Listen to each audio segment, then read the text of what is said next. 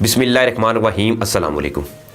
नाज़रीन, मशरिक़ वस्ता में जहाँ ईरान, इसराइल, अमेरिका का तनाज़ा ऑलरेडी चल रहा था जब से ईरानी एटमी साइंसदान को शहीद किया गया, लेकिन अब वली अहद मोहम्मद बिन सलमान की जानिब से भी बाकायदा तौर पर हमलों का आगाज़ कर दिया गया है। आज की वीडियो में हम इस पर भी बात करेंगे, लेकिन सबसे पहले तो मैं आपको ये बता दूं कि ईरान पर अटैक के हवाले से मिडल ईस्ट आई जो है इनकी एक बड़ी ही तहलका खेज़ रिपोर्ट सामने आई है कि किस तरह से वली अहद बिन सलमान को इसराइल ने अपनी एक चाल के जुंगल में फंसाया है। सबसे पहले तो मैं थोड़ा सा आपको ये बता दूँ, आज से चंद रोज़ कबल ये न्यूज़ सामने आई थी कि मोहम्मद बिन सलमान की इन तबूक के जो नया शहर ये बना रहे हैं नियोम, इसमें मुलाकात होती है प्राइम मिनिस्टर नेतन्याहू के साथ। इस मुलाकात में ये भी रिपोर्ट जो है ऑलरेडी मैं बता चुका हूं कि इस मुलाकात का मकसद था ईरान को लेकर डिस्कस करना, लेकिन अब इस हवाले से मिडल ईस्ट आई जो है ये एक आलमी जरीदा है, इन्होंने बड़ी ही एक हैरान कुन जो है रिपोर्ट शाया की है वली अहद बिन सलमान के हवाले से। इन्होंने ये कहा है कि सऊदी वली अहद बिन सलमान जो है वो एक्चुअली में ये नहीं चाहते थे कि अमेरिका या इसराइल जो है वो ईरान पर अटैक करे,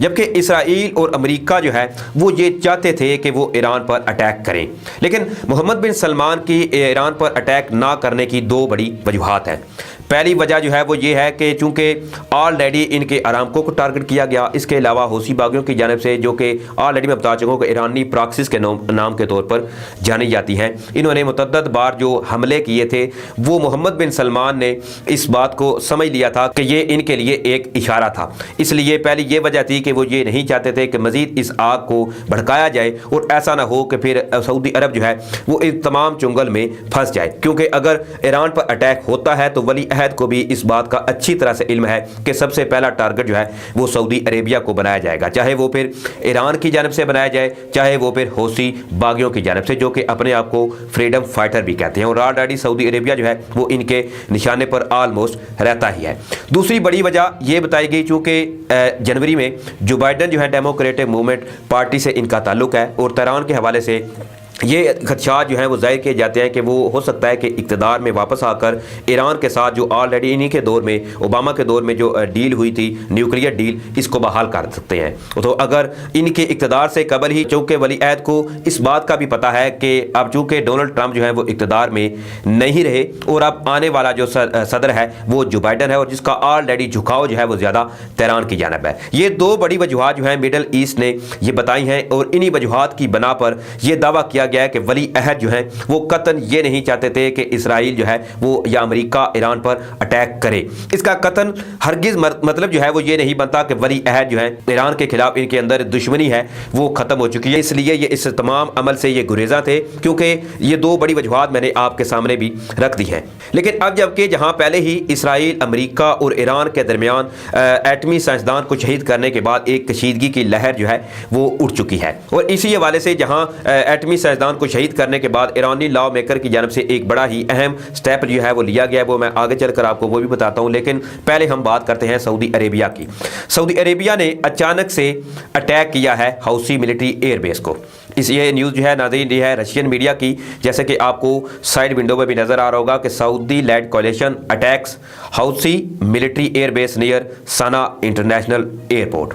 यानी सऊदी इत्तेहादी फोर्सेज जो हैं इन्होंने निशाना बनाया है हौसी बागियों के ठिकानों को, और इस हवाले से सऊदी इत्तेहादी फोर्सेज ने यह दावा किया है कि उन्होंने 2 स्ट्राइक अगेंस्ट अल दाइलमी airbase near Sanaa international airport, यानी 2 स्ट्राइक जो है इनकी जानब से की गई हैं जो कि अल दाइलमी एयरबेस है जो कि सना इंटरनेशनल एयरपोर्ट के बिल्कुल करीब लगती है, वहाँ उन मकामात को निशाना बनाया गया है। अब ये हमले जो हैं वो अचानक से बिन सलमान ने क्यों किए हैं, इसकी बड़ी वजह यह है कि हो सकता है आप में से चंद लोगों को इसका इल्म हो और हो सकता है आप में से चंद लोगों को ना हो। मैं थोड़ा सा आपको ये बता देता हूँ। कल एक आलमी जरीदे ने यह खबर ब्रेक की थी कि जैसे ही ईरान, इसराइल, अमेरिका की आपस में कशीदगी बढ़ी है एटमी साइंसदान को शहीद किए जाने के बाद, तो फौरी तौर पर बरतानवी फौजें जो हैं वो सऊदी अरब में तैनात की गई हैं, और विजय तैनाती जो है वो मोहम्मद बिन सलमान ने महज ऐसे ही नहीं कि ऑलरेडी वहाँ पर पाकिस्तानी आर्मी जो है वो भी तैनात है, इसके अलावा अमरीकी फोर्सेज भी ऑलरेडी सऊदी अरेबिया में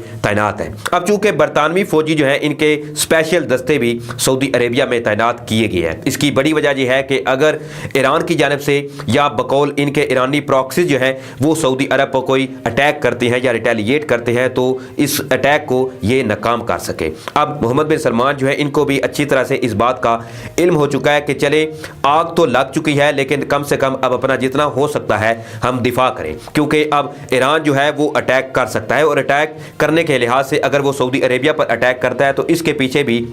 آلریڈی یہ ریزن ہے کہ امریکہ کے چونکہ فوجی سعودی عربیہ میں موجود ہیں، اور ان کا بہانہ یہ ہو سکتا ہے کہ وہ امریکی فوجیوں کو نشانہ بنانا جو ہے وہ ان کا مقصد تھا۔ بہرحال لگتا تو ایسا نہیں ہے کہ ایران جو ہے وہ سعودی عربیہ پر اٹیک سیدھا اٹیک جو ہے وہ کرے گا، لیکن دوسری جانب جو ہے اس تمام صورتحال کے بعد